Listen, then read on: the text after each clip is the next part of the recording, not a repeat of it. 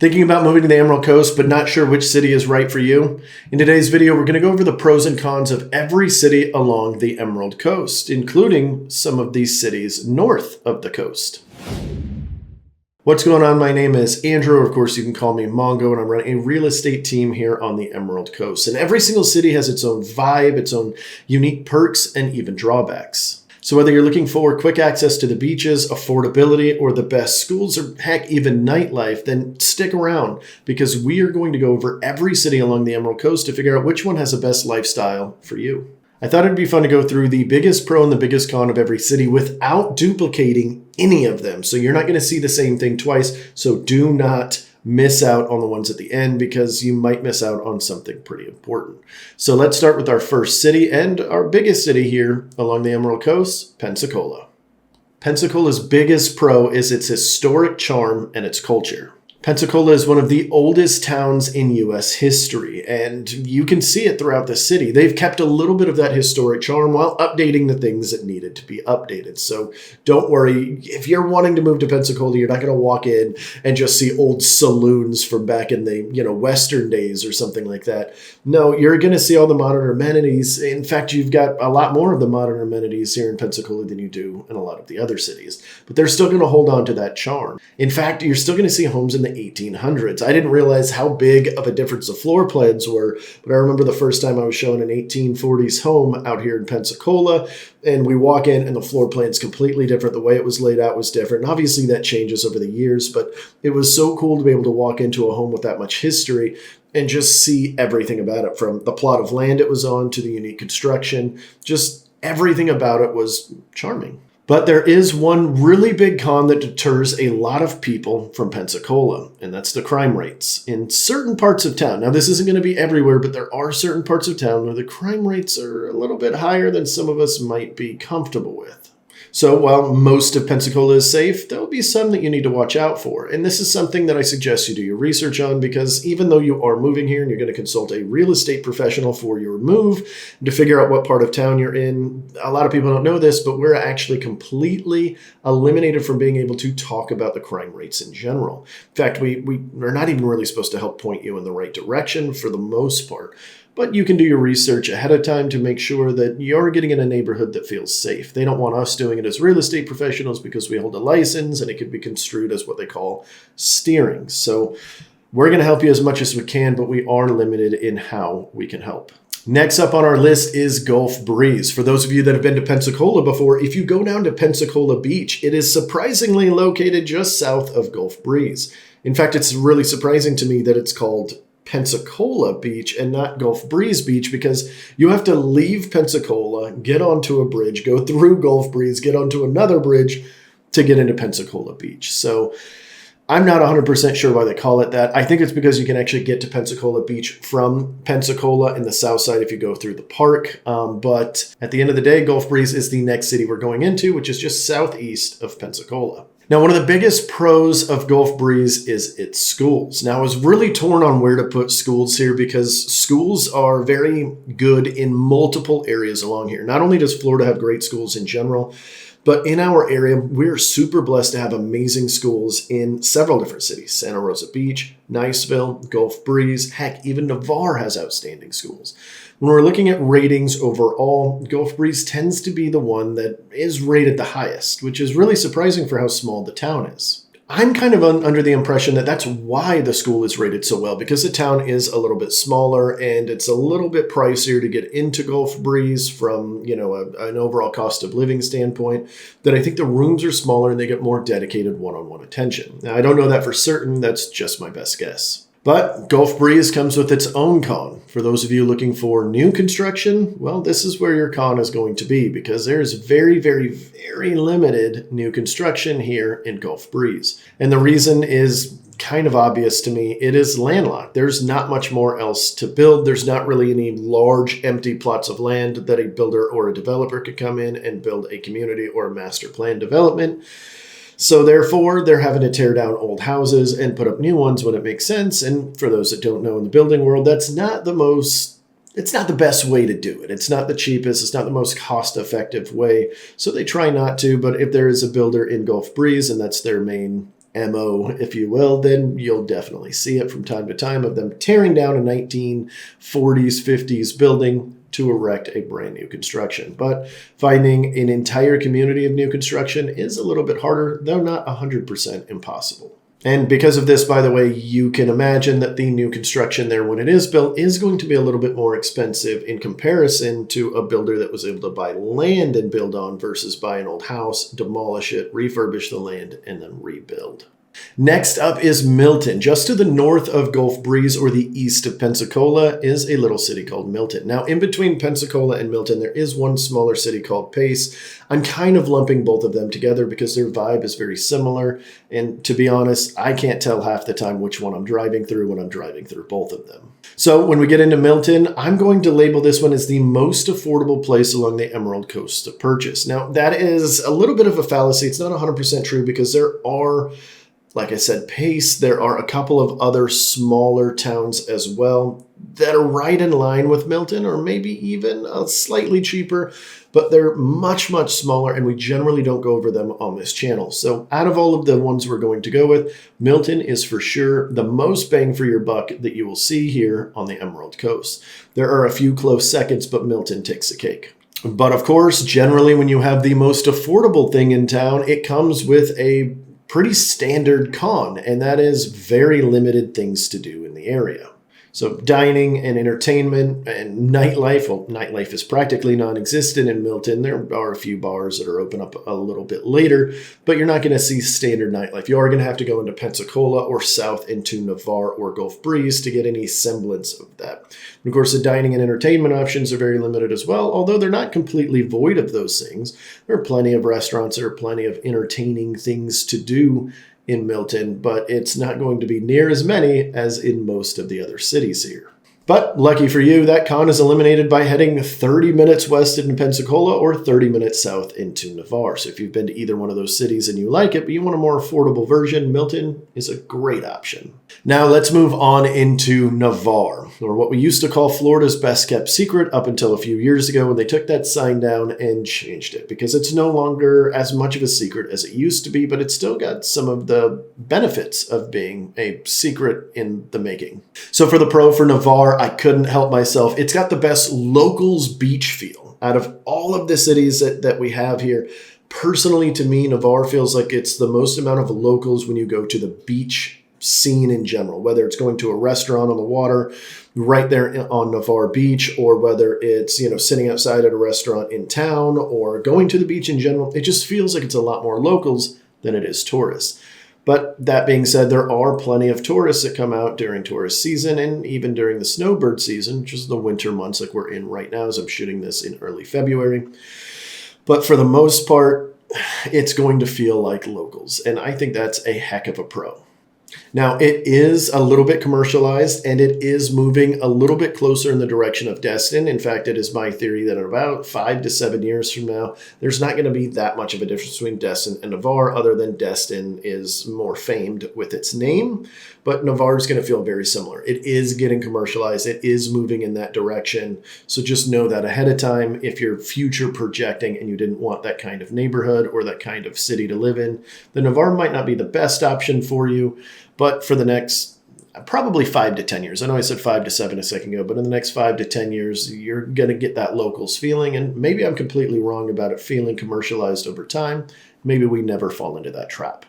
But the con with Navarre is few job opportunities. Now, this was a con that I was going to leave for some of the northern towns, the smaller ones. I was kind of going back and forth between Milton and, maybe Freeport, a couple of other options, which we'll get into, Freeport and the other easterly cities here in a minute. But at the end of the day, Navarre is very limited in their job opportunities, as are a lot of the areas here in the Emerald Coast. You are going to see a lot of hospitality, service industry jobs, real estate jobs, and of course, people that are working at Hurlburt Field or even Eglin Air Force Base, maybe as far as Pensacola Naval Air Station, although that seems like it's a little bit of a far drive when there's other options.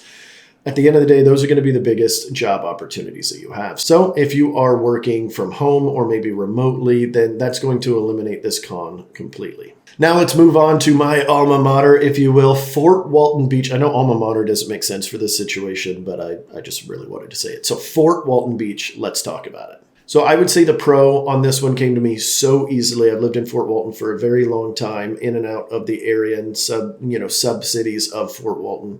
And the biggest thing with Fort Walton is this is the best military and veteran friendly town along the Emerald Coast. And most of that's based on where it's situated. It is smack dab in the middle of Eglin and Hurlburt Field. If you're looking at a map, Eglin, Hurlburt, Fort Walton.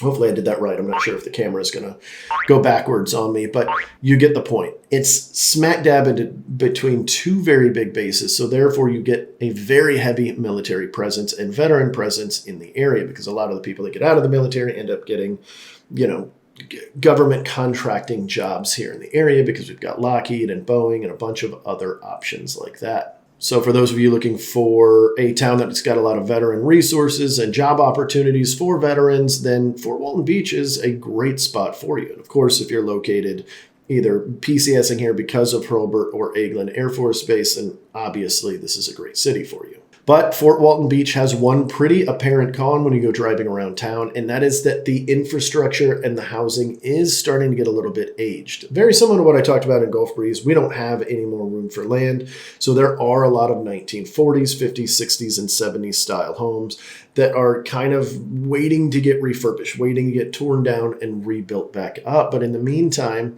the town shows it. You see that it's a little bit aging. You see that the infrastructure is aging as well.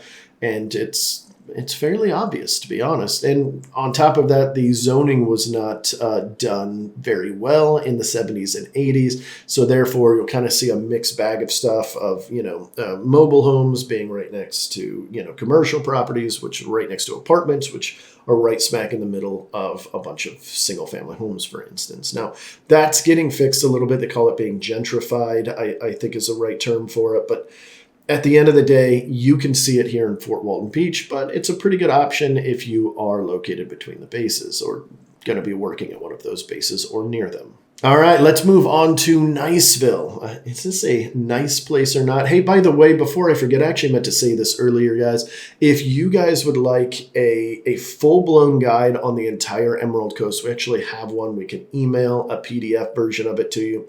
And it's very similar to some of the stuff we talk about here, but we go in a little bit more detail on each of the cities, kind of talk about the vibe and the feelings and, how people generally live there. So you get a better idea on this. Or, of course, you can go back and watch our videos. We've got tons and tons and tons and tons of videos out there. In fact, we've got more videos than anybody on the entire Emerald Coast. On the Emerald Coast. That's because we've been doing YouTube for over 5 years now. So those of you that have been watching, especially our longtime viewers, thank you so much. We really appreciate you guys. If you're watching me for the very first time, don't hesitate. Hit that subscribe button so that you can see a new video every single week. And we do a mix of this style video where I'm just talking to you about stuff, as well as going out in the town and actually showing you homes and communities in general. Now let's move back on to Niceville, because I got sidetracked just a little bit there. So for the biggest pro for Niceville is that it is probably the best overall balance of southern and coastal life. It's kind of a mix of both.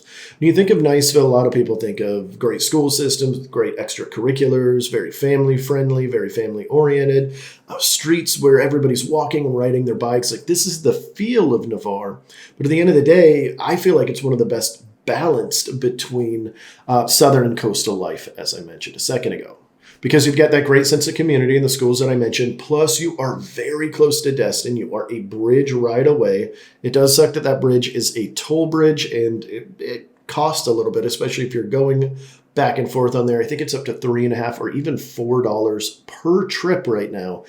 Not my favorite thing in the area, but it does provide that quick access into Destin so that you get all of those great amenities without having to deal with all of the cons of Destin, such as the traffic and the other thing we're going to mention here in a bit. Now, for the con of Niceville, limited nightlife. That's all there is to it. Niceville is not known for going out and partying until 1 or 2 in the morning. If you're going to want to do that, I suggest you take that bridge, head on into Destin, have your fun, and then safely Uber home, or Lyft if you're one of those people.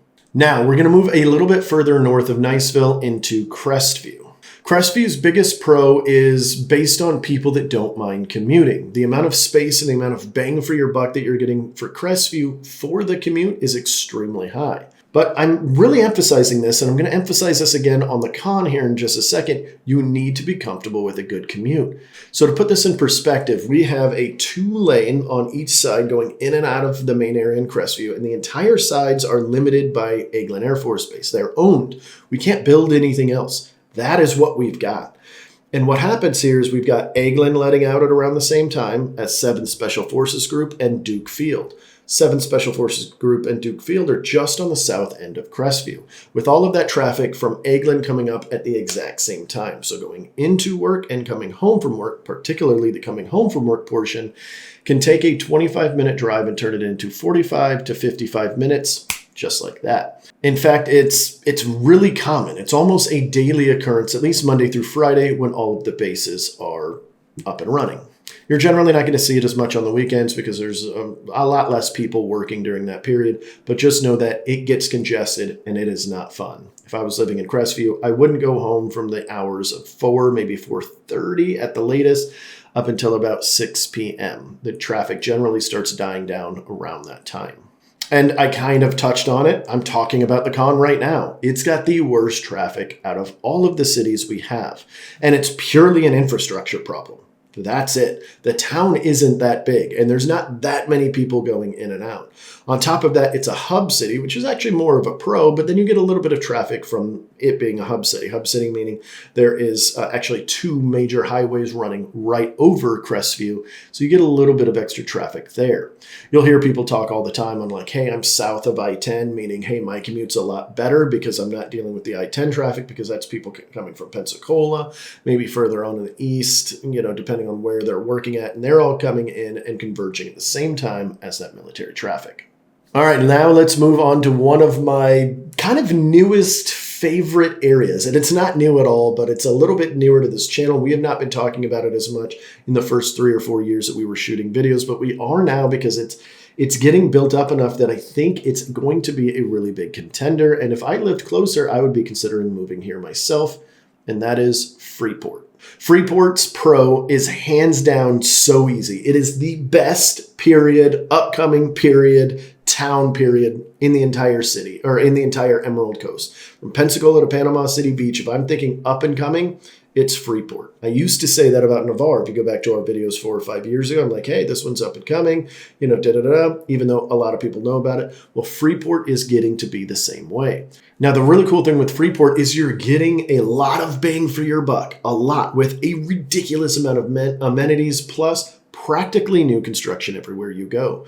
There are definitely homes older than 5, 6, 7 years, but that is the exception, not the rule. For the most part, especially in the Hammock Bay area, which is kind of the big HOA style master plan community that's out there, you're getting a lot of new construction, or gently used construction is what I'm going to call it. And you're getting this at an outstanding price.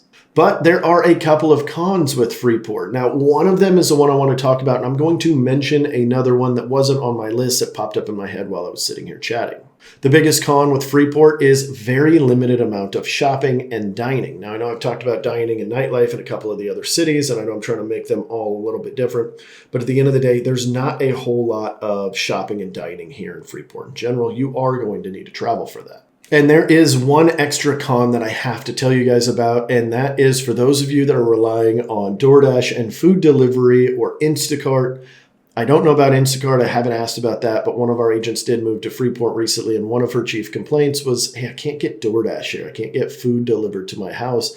And that's kind of a pretty big drawback. She's a single mom, and of course, sometimes things happen. She doesn't have any food, whatever. At the end of the day, it just wants to do something quick, or she's exhausted, and that is not an option right now. Will it be an option in a year or 6 months or 2 years from now? Yeah, probably. It's up and coming quick enough, but that is one of the downfalls of having an up and coming town. Now let's go on to the name that everybody knows, Destin. Destin, Florida, the beautiful Destin, the white sandy beaches. This is what we are known for in the area. If you talk to anybody from Pensacola to Panama City Beach, or anybody that knows the area, they generally know Pensacola, they generally know Panama City Beach, and they generally know Destin. The pro for Destin is that it is the best city for boaters and fishermen. or I guess I should say water lovers in general. If you enjoy being in the water, whether it's the more brackish water of the Sound or the Bay, or you're looking for the full ocean experience, or the Gulf of Mexico technically, then this is a great spot for you to be in. And, it's no wonder that it's good for fishermen as well. It is dubbed the world's luckiest fishing village, and we have the second largest fishing fleet in the country, at least that's what I've heard. I've not actually ever looked up that stat, so hopefully it's still accurate. But Destin comes with probably the biggest con for a lot of people, and that's the tourist crowds. And with tourists comes a lot of things: longer wait times at your favorite restaurants, more crowded shopping, and of course, traffic. So if you're somebody that don't like crowds and don't want to be around that all the time, then Destin's not the best for you. But if you're going to spend all your time out on the water, then, well, hey, go for it. Now let's move a little bit further east into Miramar Beach. Miramar Beach was an easy one when it came to the pros and cons on this one. I think the number one pro of Miramar Beach is this is probably one of the better luxury and resort style living. Kind of adding those two together at the same time. Let's call it luxury resort style living, because there is definitely a town that's better for overall luxury than Miramar Beach. But when it comes to resort style living, Miramar Beach definitely takes the cake.